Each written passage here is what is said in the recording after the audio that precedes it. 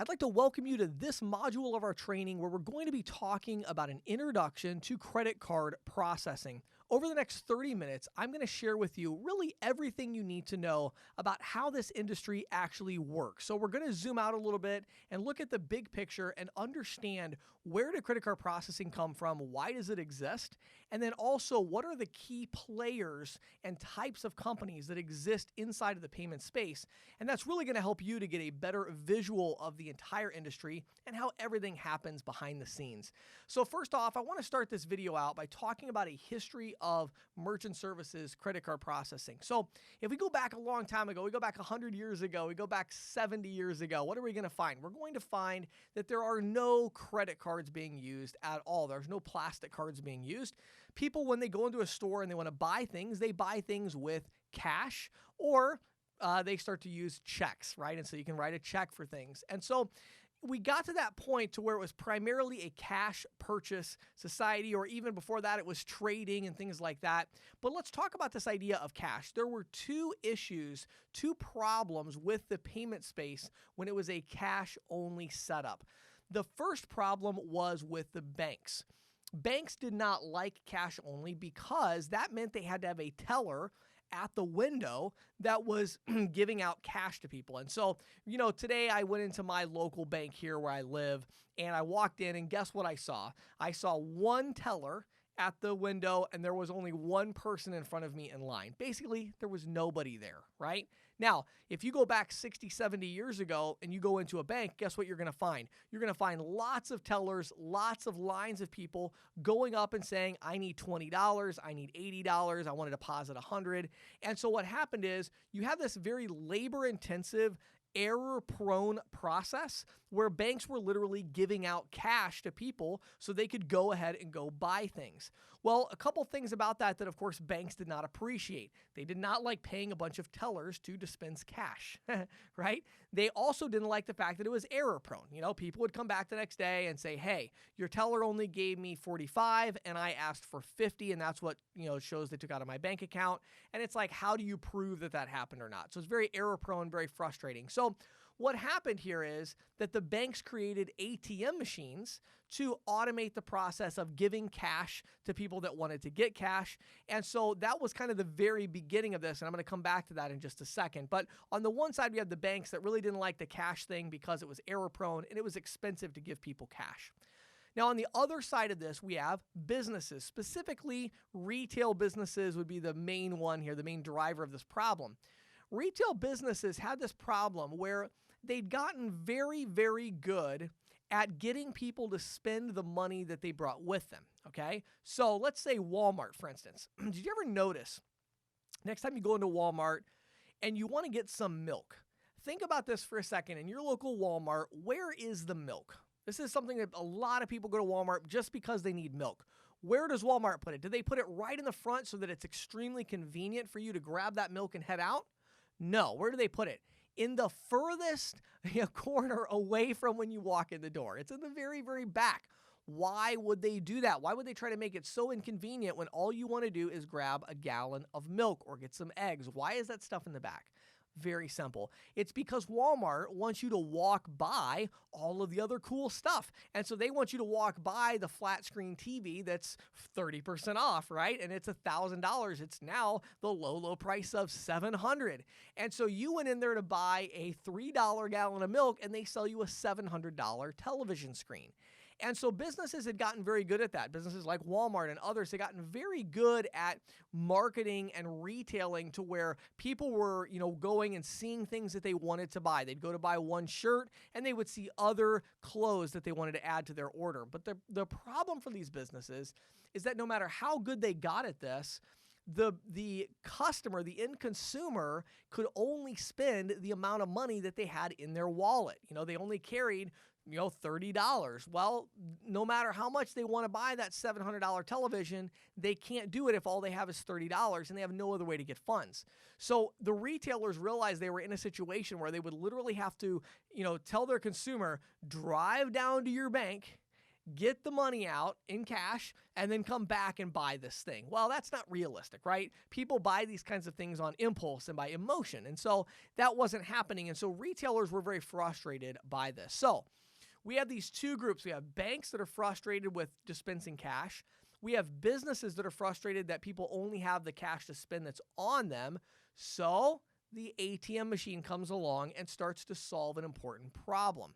So with the ATM machine, it was finally possible for people to get a little plastic card they could put in their wallet, and now at least they could get some cash out. So what was the next evolution? Well, first you have ATM machines at your bank.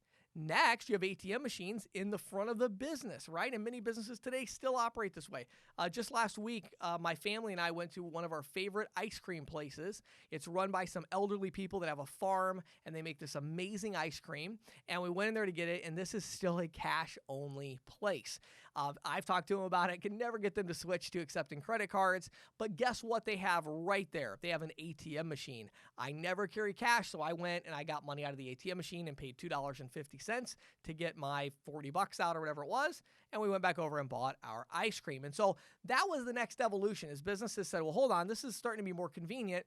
Let's put a ATM machine right at the front of the store. So now we're not asking consumers to go to their bank and drive to their bank and then get cash and come back. We're just saying, hey, look, if you go to the front of the store, you can get extra cash out from your account. Well, this still created really two problems. The first problem that it created is that they still could only access the amount of money that they had in that particular bank account, right? So it's not like they could actually go and get, all this money out. If they only had $400 in their bank account, well, they could go up front and they could get out that $400 and that's it. They couldn't get out any more than that, right? The other problem is that you still have that friction because people still have to walk up to the front. Of course, in almost every case, they have to pay something to get the money. So it definitely hurts that kind of impulse buy, right? So what happened? Well, along comes Visa, right? Visa changes the industry forever because what Visa does is Visa issues a card, and I won't go into all the history of how that all got started. It was actually pretty rocky when they first got going to figure it out, but they issued the Visa card. Now, the Visa card was actually tied into all of these different issuing banks. And so there was really a couple of big things that Visa came up with that were very ingenious that they came up with. The first concept they came up with was simply being able to use your card at the register, right? So they took all these debit cards and said, wait a second, we got all these consumers right now with these debit cards, and right now the consumer is the one that has to pay the fee to get the money out from the ATM machine. And Visa said, well, hold on a second. Maybe we could flip this around because the business owners, they are feeling the pain of people not having access to funds. So maybe if we made this really simple, maybe business owners would pay a percentage of the transaction in order to have our logo on these cards and allow their customers, their consumers, to use their cards at the point of sale, at the register. They could just swipe that card, and next thing you know, they have electronic access to the money. Now, when you think about it, it really is amazing when you think of the payment space. We take it for granted today, but, I bank at a regional bank in the state of Pennsylvania. It's only in Pennsylvania and one other state. But recently, I was in California, in Los Angeles, and I was able to just pull out my debit card from my bank in Pennsylvania, and I was able to use that debit card to buy lunch. And that merchant, that business owner didn't even think twice about accepting my card, swiping it, and that business owner knew that they would get money from my bank. That's amazing, right? How does that all happen? Well, that's what Visa does. And so Visa had this network idea of let's network all these different banks together. So that was the first big concept for them, was this idea of let's network the banks together and give people access to their money. The second big idea that they had was let's create the idea of a credit card, get the banks to back up these credit cards. So let's give people access to debt so they can get more money. So now if they only have $1,000 in the bank, but they want to spend $2,000, they can pull out that Visa debit card, the Visa credit card rather, and they have a credit account with an available balance of $4,000 or $5,000, and they can go and they can use that card. And so that whole concept came about from that, right? So this whole idea of the payments industry was really predicated on two big pain points. One is the banks didn't like the way they had to distribute money to customers. And the other big idea was that the retailers, the businesses, they wanted people to be able to spend more money. Visa came in and solved both of those problems with one fell swoop there. Now, the only negative for the business owners is that this new ecosystem that was created, guess who pays the majority of the cost or the fees in order to process those payments? Well, it has historically been the business owner through things like interchange fees. And we'll talk about different programs and different options throughout these different training modules.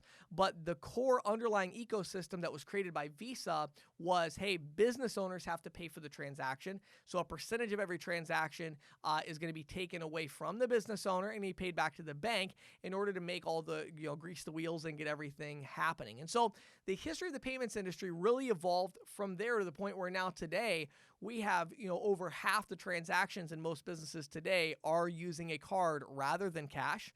And so it's a huge ecosystem and it's a great opportunity. The payments industry is something where everybody is using it. Every business owner is accepting payments, is the vast majority. Like the ice cream shop I mentioned is the exception. But most business owners today are now accepting these electronic forms of payment. So it gives us great opportunities to market to them and to make sure we're providing a great solution to the business owner so that they can accept these forms of payment at a reasonable cost. So in the next few videos, we're going to dive in and we're going to dissect a little bit more about the industry and talk about the different major players in the industry so you can get to know what each of them individually brings to the table.